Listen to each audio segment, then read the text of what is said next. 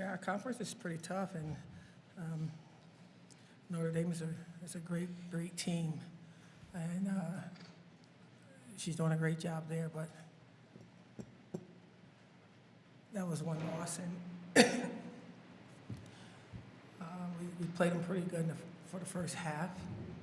I thought that we really was on to something the first half, and then the second half showed this ugly face, and they beat us 29-13, and we tried everything, and we're still searching for a point guard situation that can represent what we're trying to build, and we're just going to keep fighting. We're just going to keep trying to build, and I do think that we look pretty good on the sideline, the coach's suits. I think that we're elevating women's basketball when it comes to fans, and it said some bad things when they didn't come. They came today, and over 4,000 fans came today, and we showed that we can play for a half with the number 10 team in the country. And we just got to continue to keep putting the halves together and keep fighting. I love the fight of these three that's next to me right now. They left it all out there. They need some teammates that's going to kind of come and be consistent. It was just really hard when Kyra was such a vital person for us, and she couldn't come back out of the locker room. She really tried to represent Syracuse, but her body failed her today, and hopefully we get her back ready to go against Binghamton. We'll take questions from student athletes. We're joined by Georgia, Sophie here today. Georgia, Ian Nicholas for Z89. Obviously, this is the game of runs, but Notre Dame went on a 16-2 run in the third quarter in what felt like the blink of an eye. Where do you think things went wrong for you guys in the middle of the third quarter?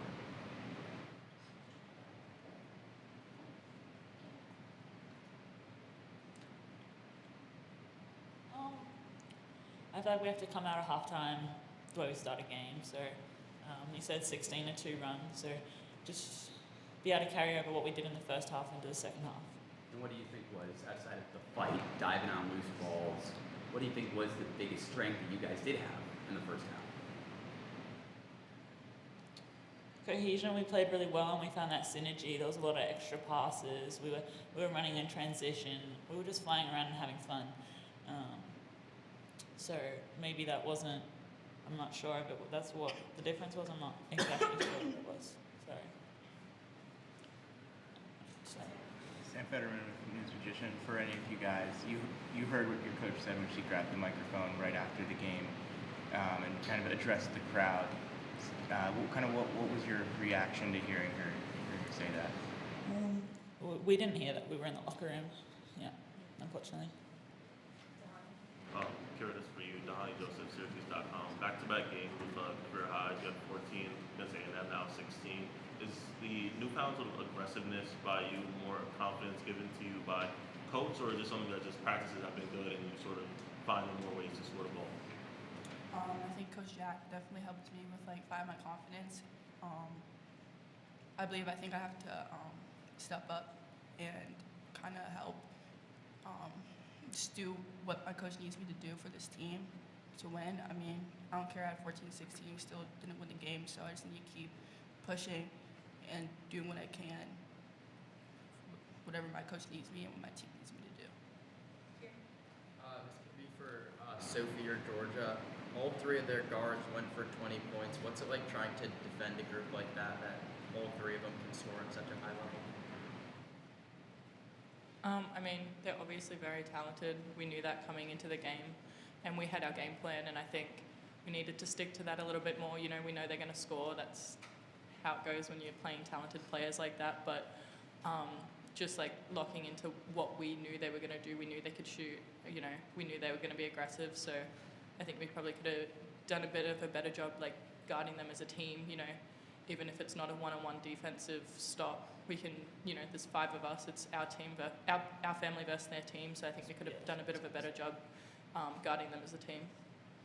Yeah, and specifically transition defense. Mm-hmm. Sophie, you've been one of the best shooters in the ACC this year, but given that you didn't make a shot against A&M, how important was it for you this afternoon to see a couple threes go in the back of the hoop? I mean, everyone has off games, so I think I just needed to move on from that. I think I was taking the right shots today, and that's kind of what my focus was, not letting a few missed shots mess with my confidence, and the coaches really instilled that in me. Same with my teammates. They had my back the whole week through practice and stuff, like reminding me that I can shoot and whatever. So, you know, I think also I just I was more focused on my defense and that kind of thing. That side of the ball, my shot will fall eventually. Anybody can answer. Y'all won a turnover in second chance points battle today. Obviously, it didn't translate, but how do you keep that going and get it to translate to more wins? Second chance points are really important to us. We pride ourselves on the rebounds, but unfortunately, they had 37 points on fast break to our 6 today, and that was a little bit loud. That was the big difference. So we just got to keep attacking the rebounds. They won the rebound count 54-38, and we kind of came into it as a team, like we talked within ourselves without the coaches and said, if we win this rebound battle, we'll win the game, and that's just not how it went today, unfortunately. Any more questions for Stu Naffi? First. Coach, when you grab the mic and we should do Questions for Stu Naffi first before? All right. You guys are dismissed. Thanks. Thank you. Thank you. Thank you, guys. All right, Carson, why don't you start with your question? Hey, Coach, good to see you. When you grab the mic and issued the apology to the Orange fans, what was kind of going through your head before doing that? You said we're not there yet. Where do you guys want to be? I want to win a national championship. That's not what I'm here for. And of course, we went to the Sweet 16 with a mid-major program, and we can get to a Final Four here at Syracuse. And you know, we say things that's mean when you don't get what you want, but when they do show up, you got to thank them, right? And that's who I am. And the more you guys get to know who I am, I'm real, I'm transparent, I'm authentic, and I care. And I wear my emotions on my sleeve. And I'm really proud of the people that came out and supported, even though half the audience was for Notre Dame. There's still people watching women's basketball and young ladies in their dreams, and some of them emerge, and they got to see what some of the best players look like, you know. And that's really fun for us because we had a great young lady here last year, but they have 3 or 4, and that's really neat for women's basketball. So I want to thank them. That's it. Hi, Coach. Tahani Joseph, Syracuse.com. Piggybacking on what I asked Kira, more aggressiveness over the last 2 games. What have you been seeing from her in practice that sort of made you say, hey, you got the green light, go get yours? They all have a green light because this is their story and it's their dream. And within the system, they all have an opportunity to create and become. I thought that she did some really fun things, but she kept stopping and pulling up. I wanted her to go through the chest and really get to the line. And that's the next phase for her to continue to get better. So, you know, it's all I do is coach basketball for 37 years. And we see some things that people need to work on. And she's willing to ask questions and stand in it and fight for it and continue to get better, and some of them are still a little bit afraid to kind of release themselves and become. And so I just love her energy and I love her fight, and glad she's on our team. Is that one of her strengths, you would say, especially within the freshman group, just her willingness to ask questions, willingness to get better? Yeah, 1,000%.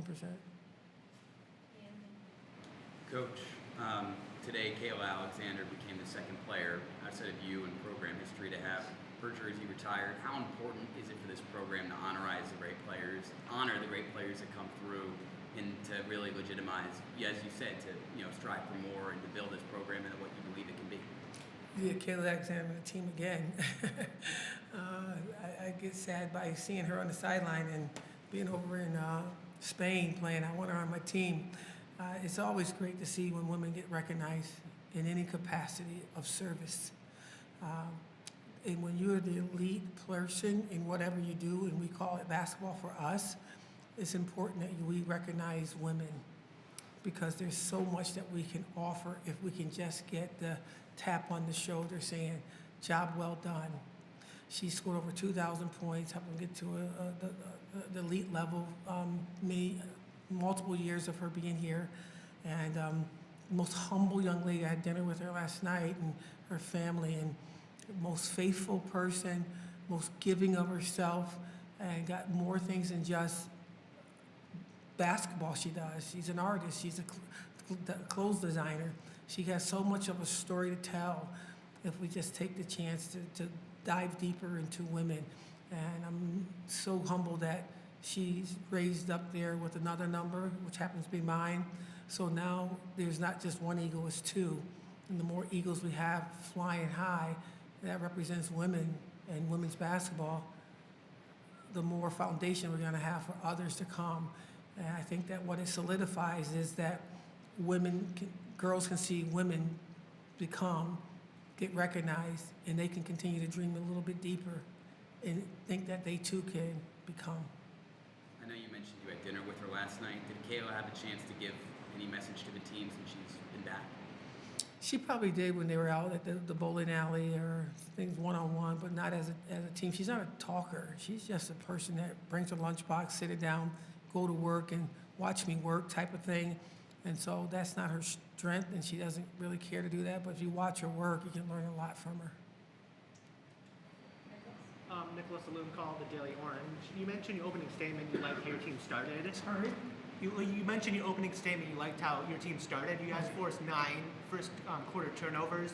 What did you like about your defensive performance out of the gate from your Kept team? people in front of us. We started reaching and started getting desperate. And every time we reached, if you look back, they made us pay dearly. We came out in the third quarter and just reached like crazy, and that was the whole message. Like, it's almost like I told them, reaching so you can get beat, so we can lose like 100 points. No, we said don't reach. And we have to learn that lesson. It's going to be horrible film watching tomorrow, but we got to watch it, and we got to keep getting better. Coach, it seemed like Kate Cabal was going to have a day early on, and you put in Isabel Verajao to kind of eliminate that mismatch that was happening in the paint. What did you see and like from Isabel today? Isabel is one of the best post players in our conference. She's been dealing with headaches and things of that nature, and so we can't play her as many minutes as we really want to, and she's getting better. Today was a really good day for her. Tomorrow's going to get better, and as we continue on after the break, you're going to see this young lady really emerge. I mean, she comes from an incredible pedigree. She understands the game. The game slows down in her head, and that's a freshman playing against a 6-year. And I thought if 100% would have been even a better dominant person out there. But right now we're dealing with a lot of shortcomings, and we'll continue to fight for our next minutes and our tomorrows. But I just really enjoy coaching Izza because I know that her skill set is going to help us down the stretch. You say you're looking for point guard play right now. What did you see from Olivia Miles today? The way she just kind of slows down the game and plays at her own pace, especially in transition. What do you see from her that you kind of want to find in a point guard for yourself? I see her being on the wrong team. We'd love to have her in orange. I talk about my kids, but you know what she can do. I talk about what we're going to do and how we're going to get better. So no disrespect to anybody, but we know how great she is, but I don't want nobody to emulate anybody else. We don't want to talk about the Asia Fair and how the Asia Fair did some things, beat them twice, and so we let Nael talk about her. Coming into this game, you knew you were going to be facing 2 All-ACC guards, but again, all 3 of them had a great game. What was the defensive game plan on stopping those 3? Doesn't matter, really. The way they play, the way they show their leadership, the way they move the ball around, the way we reached on them and got caught out there reaching. You just gotta get better. They're the best at it. They gotta represent us well. They could be a Final Four team. They're gonna get healthier as the season gets longer. They got 3 more Gatorade Players of the Year that's on the bench, and they're gonna get healthy. And I just wish them the best. I'm glad we only got to play them one time, but we still got the 2-1 record in the last 2 years. She can go back to a 3rd year and say she got us, but we ain't going back that far. It's my story. I'm sticking to it. Just a couple more questions for Coach. We'll go to Andrew and then Carson. Coach, obviously you have 10 days now before you get ready for Binghamton. What does the next week look like for you, and what are the things you want to work on? We're going to go out recruiting. We're going to get out there and bring some more people with Justice and Cam and Jasmine. We got 3 elite kids coming, but we got to get some more. And we're on the bubble with some other kids right now, so we're going to get out there and peekaboo at some kids, and they're going to get in the gym. They're going to take 2 days off, Monday and Tuesday, get ready for finals. These are really smart kids, and we're going to then get back into individual workouts. And by the end of the week, we're going to get into full practices and stuff, and then be ready to go against Binghamton when we play them. Coach, where exactly did Kyra Wood's absence really hurt you guys? She had four rebounds and 6 points pretty early on. So her absence really hurt you guys. Where exactly did you see it? Where I see what? Her absence. Kyra Wood's not She's a 6'7" wingspan, 6'9" wingspan, I'm sorry. And she can touch and keep the balls alive, and she slows the game down. She's been with us, this is her 3rd year, so she brings that experience with her. And her not being out there is just really, it was troublesome. I'm just so grateful that we have this much time for she can rest, because she's all in. She really can play this game at the next level, whether overseas or, you know, she really wants this. And it broke her heart to not be able to get out there. And last year when she gets subbed out, she just really didn't really care. You know, she just wanted, we were winning, so let's go. She wants to be a part of the solution. And her not being out there really broke her heart, and it broke mine too. So they beat us, they're better than us, but I don't know if they would have been 30 points better than us if we had that one rotation of a kid that can really play. And I guess they can argue that there's people there out too, but we'll see how this looks at the end. But Kyra is really important, more so for leadership too. I loved her leadership. Last question for Coach Leanne. Coach Harrison Calder, Newhouse. You guys didn't hit any second half threes. Is that more an off day on you guys, or more credit? Oh, come on, we hit a 3 though. Don't try to make this a men's basketball thing. We take the open shots. We take the open shots. We don't live by the 3 or die by the 3. We take open shots, and you know, we wanted to get on the line and get to the free throw line, and we really didn't do that, and so we got caught in the middle. You know, not the 3, not the layup, but we got caught right. And that was, you know, I'm such a blue collar, you know, if I ain't bleeding, I ain't doing a good job. And my coaches love that 3 ball. I want to put my foot in somebody's throat and say the foul on me, because I came with a foot first. And, but they talk about the finesse stuff and shoot the 3 ball and look cute and put your lipstick on. I'm coming with blood, and I'm hoping that you give me blood back. That's who I am, and I'm being facetious. Please know that. But I thought we took available shots. I thought they closed out well on the 3 ball. I thought that we could have escaped dribbled a little bit more, and then still had that available for the 3. But you know, Sophie and Georgia has such responsibility, including being a point guard for us late in for the whole 4th quarter and a little bit of the 3rd. So. A lot of time to sit back and just kind of see what this looks like at 4 and 6, and continue to get better. And I don't know what tomorrow brings, but I know that, you know, I'm so grateful that I'm in the locker room with these young ladies, because they're becoming something different every day. And I look forward to our tomorrows, because I know it's going to continue to get better. I appreciate all you guys for all you do.